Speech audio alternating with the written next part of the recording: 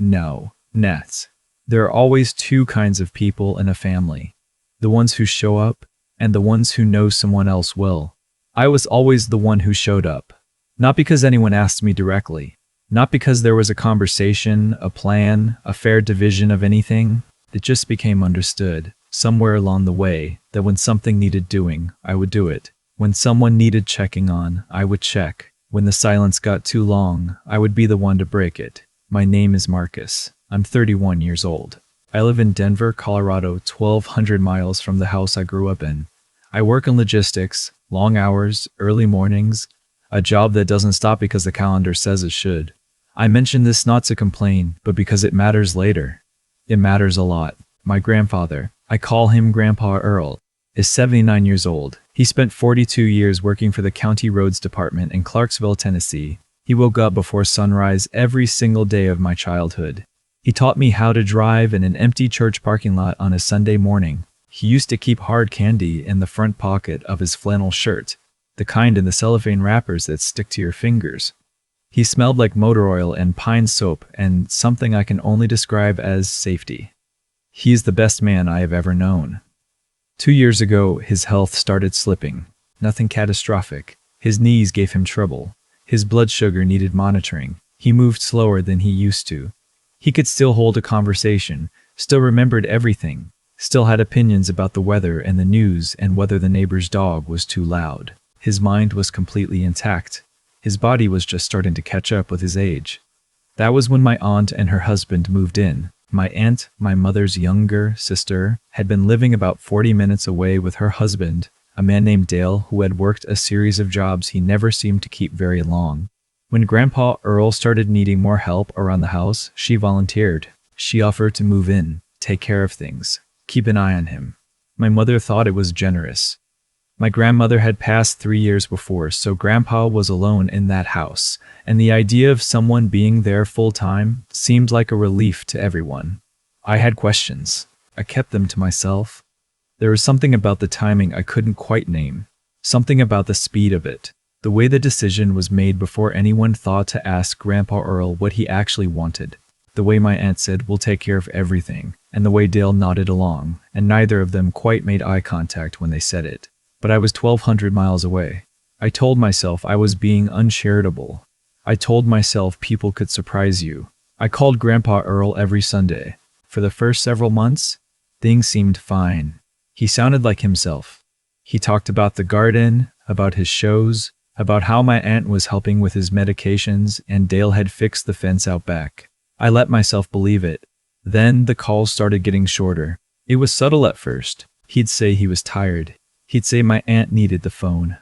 Once, I heard something in the background, a voice not loud enough to make out the words, but the tone was sharp. And then Grandpa said he had to go and hung up before I could say goodbye. I called back. No answer. I told myself it was nothing. 3 months ago, I called on a Sunday and no one picked up. I called again on Monday. Same thing. I texted my aunt and she replied 12 hours later. "He's fine, just resting. I'll have him call you." He never called. I booked a flight for Christmas week. I didn't tell anyone I was coming early. I landed in Nashville on the 22nd of December, rented a car and drove to Clarksville. It was late afternoon, gray sky, cold in the way that Tennessee gets cold in winter. Not dramatic, just damp and settling and relentless. I stopped for gas and a cup of coffee, and I remember sitting in that car in the parking lot thinking, everything is probably fine. I remember really trying to believe it. I turned onto Grandpa Earl's street at around 4:30. My aunt's car was gone. Dale's truck was gone. The driveway was empty. I rang the doorbell. Nothing. I knocked. Nothing. I tried the door, locked. I walked around to the back of the house, the way I used to as a kid, through the gate by the old oak tree, and I looked through the sliding glass door into the kitchen. Grandpa Earl was sitting at the kitchen table. He was alone. He was in his bathrobe, even though it was late afternoon. There was a single cup on the table in front of him and nothing else. No food, no newspaper, no television sound coming from the other room. He was just sitting there, very still, in a way that made my chest go tight. I knocked on the glass. He looked up. The expression on his face when he saw me, I am not going to pretend I handled it well. I had to take a breath before I went inside. The sliding door was unlocked. I came in and he stood up slowly and I hugged him, and he held on longer than he usually did. He felt smaller than I remembered. Not thinner exactly, just smaller, the way people can get when the world has been pressing on them from all sides for too long. I asked if he was okay. He said he was fine. I asked where my aunt was. He said she and Dale had gone to a Christmas party, one of Dale's friends' houses, about an hour away. I asked what he'd eaten today. He was quiet for a moment. Then he said he'd had some crackers around noon. It was 4:30 in the afternoon.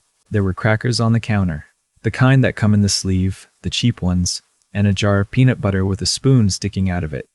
That was what I found in the kitchen of a 79-year-old man with diabetes who needed his blood sugar monitored. I opened the refrigerator. There was a half-empty bottle of ketchup, some leftover something in a bowl covered in plastic wrap that I couldn't identify, a container of yogurt that had expired 4 days ago, and a case of Dale's beer. I closed the refrigerator. I stood there for a moment with my back to my grandfather, and I made a decision about what kind of person I was going to be that evening. Not the kind who called my mother and asked what to do. Not the kind who waited.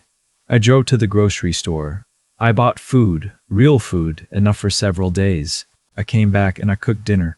Grandpa Earl sat at the kitchen table and watched me the way he used to watch my grandmother cook when we were kids, and we talked, slowly at first, then more. He asked about Denver. He asked about my job. He asked about my job. He asked if I was seeing anyone, and then, somewhere around the time I was putting the plates on the table, he said, "I'm glad you came when you did." I asked him what he meant. He was quiet for a long moment. Then he pushed himself up from the table and walked, slowly, to his bedroom. I heard a drawer open. He came back and he set a notebook on the table between us. A composition notebook, the black and white kind, the kind kids use in school. The cover was worn. The pages were thick with writing. He sat back down. He said, "I've been keeping notes." I looked at the notebook. I looked at him. He said he'd started writing things down about 8 months ago, when he realized no one would believe him if he just talked. He was an old man, he said. He knew how that went. People nodded and said of course, and then went and talked to the younger people in the room, and made decisions based on what they said. So he wrote things down. Dates, times, what happened, what was said, who was home and who wasn't, what he was given to eat and when, what he heard through walls. I picked up the notebook. I want to be precise about what I read, because the word neglect is something people throw around, and I don't want to throw it around. What I read was a record of slow, consistent, deliberate abandonment. It was not dramatic. It was not a single event. It was 8 months of small choices made by two people who were supposed to be caring for a man they had moved in with. Choices that, added together, made a pattern that was impossible to misread. He had gone full days without a hot meal, not occasionally, regularly. He had asked for his medication twice and been told he was being dramatic. There was an entry in October that said, "Left alone from Friday evening to Sunday afternoon." Dale said they were visiting his mother. No one told me. I had the crackers and the peanut butter. My blood sugar was 287 when the home health aide came Monday. She looked at me and I could see she wanted to say something and didn't. A home health aide. 3 days a week, county provided. I hadn't known about this. I kept reading. There were financial notes too, careful, precise, dated entries about Grandpa Earl's pension, the direct deposit, the account balance he'd checked at the ATM, amounts that didn't add up to how his household was actually running. He wasn't accusing anyone directly in the writing. He was just noting the numbers. He'd always been a careful man. I set the notebook down. I asked him if he'd told my mother any of this. He said he'd tried once. She'd said he was probably confused, that my aunt wouldn't do something like that, that he should talk to her directly. He said he'd stop bringing it up after that. I sat with that for a while. The food was getting cold on the plates between us. I got up and put it back on the stove, turned the heat on low, and I stood there at the stove with my back to him, and I had a very quiet, very internal moment of something I can only describe as reckoning, not rage. I want to be honest. I've seen what rage does, and it rarely helps. Something colder than rage. Clearer. I turned around and I told Grandpa Earl that I was going to need to take some photos of the notebook. That I wanted to call the home health aid service to ask some questions. That I'd need to know the name of his doctor. that I wanted to look at his bank statements if he'd let me. He looked at me for a long moment. Then he said, "I was hoping you'd say something like that. My aunt and Dale came home around 9 o'clock. I was sitting in the living room with Grandpa Earl. We were watching television. There was food on the stove. There was nothing confrontational about how I was sitting there. I was just sitting there, present, occupying space in a house where apparently very few people had been recently. My aunt was surprised to see me, not startled. Surprised. A careful, recalibrating kind of surprised. She said I wasn't supposed to arrive until the 24th. I said I'd caught an earlier flight. Dale said hey and went to the kitchen, and I heard him open the refrigerator. My aunt sat down and we had the most pleasant surface-level conversation I have ever had in my life. She asked about Denver. She mentioned how hard it was caring for someone full-time. She said Grandpa Earl had good days and difficult days. She said he sometimes got confused. She said it was really a full-time commitment, and she wasn't sure people on the outside fully understood that. I nodded. I asked questions. I let her talk. Grandpa Earl went to bed around 10. I helped him with his medications. The ones that were there, anyway. The ones I could find. I tucked a notebook under my arm when I did. I said goodnight. He squeezed my hand. That night, after my aunt and Dale had gone to their room, I sat at the kitchen table and I went through everything I had. The notebook. The photos I'd taken. The medication schedule I'd found folded in the back of the notebook. And Grandpa Earl's handwriting, alongside the actual medication bottles, because he'd been tracking which days he received them. I pulled up the bank account he'd given me the login for. I sat there for 3 hours. What I found was not subtle. Over 8 months, there were recurring transfers from Grandpa Earl's account to an account I didn't recognize, amounts in the $300 and $400 range, sometimes twice a month. There was a transaction in September labeled as a home repair that I could find no evidence of, no invoice, no receipt, nothing in the house that had been visibly repaired. There was a charge on a card linked to his account at a restaurant in Nashville on a Friday when, according to the notebook, Grandpa Earl had been left alone at home. I made notes. I organized everything. I took more photos. In the morning, while my aunt made coffee and acted normal and Dale watched football, I called the county's Adult Protective Services line. I explained the situation calmly and specifically. I told them I had documentation. They gave me a case number and told me a caseworker would be in touch within 72 hours and that given what I was describing, it would likely be sooner. Then I called the Home Health Aid Agency. I asked to speak to whoever had been assigned to my grandfather's case. The woman I spoke to was careful with her words, but she told me that concerns had been flagged internally on more than one occasion and that the aide had filed 2 written notes about the living conditions. Those notes had been sent to the family contact on file, my aunt's phone number. Nothing had been done about them. I thanked her and asked if she could email me copies of the notes. She said she'd need to go through proper channels, but that if APS opened a case, the notes would be included in the file. I told her there was already a case number. My aunt found me at the kitchen table around 11 o'clock. She looked at my laptop and the notebook and the legal pad I'd been writing on. She asked what I was doing. I told her I was making sure Grandpa Earl's affairs were in order. Something shifted in her face. Not guilt. I want to be accurate. Not guilt, exactly. More like recalibration. Like she was doing math and not liking the answer she was getting. She said she had been taking care of him for 2 years, that it was exhausting, that I had no idea what it was like, that I swooped in from Denver once a year and acted like I understood the situation. I let her finish. Then I said, I found the transfers. She started to say something about household expenses, about bills, about how much it cost to run a house with an elderly person who needed things constantly. Her voice was even. She'd thought about this conversation before, or something like it. I said, the restaurant charge in Nashville, on the 14th of September. She stopped talking. I said, the home health aide filed 2 reports. They were sent to your number. Nothing happened. Dale had come in from the living room. He was standing in the doorway. He didn't say anything. I said, I've already called APS. They have a case number. I've also spoken to the aid agency. I'll be speaking to Grandpa Earl's doctor this afternoon. My aunt's voice changed. It went quieter, harder, the warm concern stripped away entirely.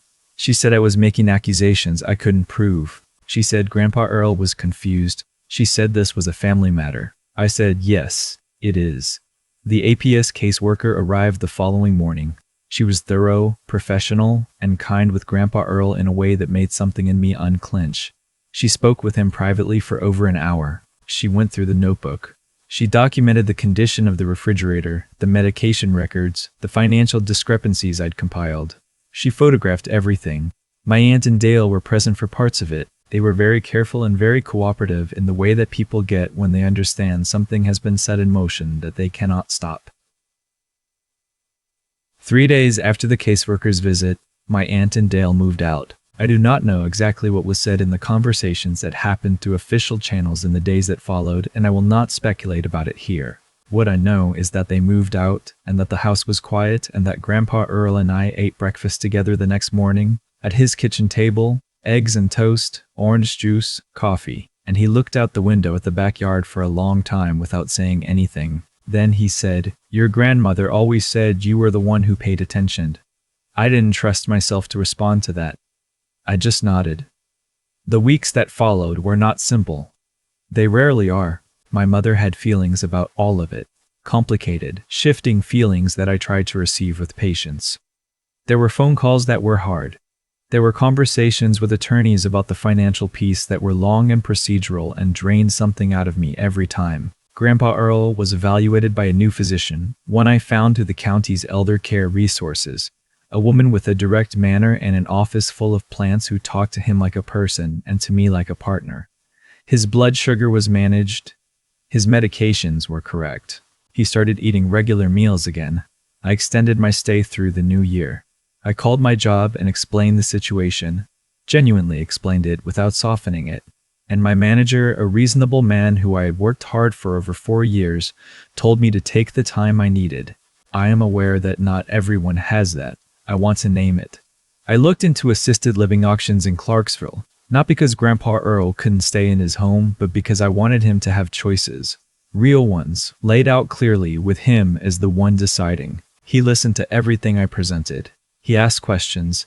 He said he wanted to stay in his house, at least for now, with increased home health 8 hours and someone checking in regularly.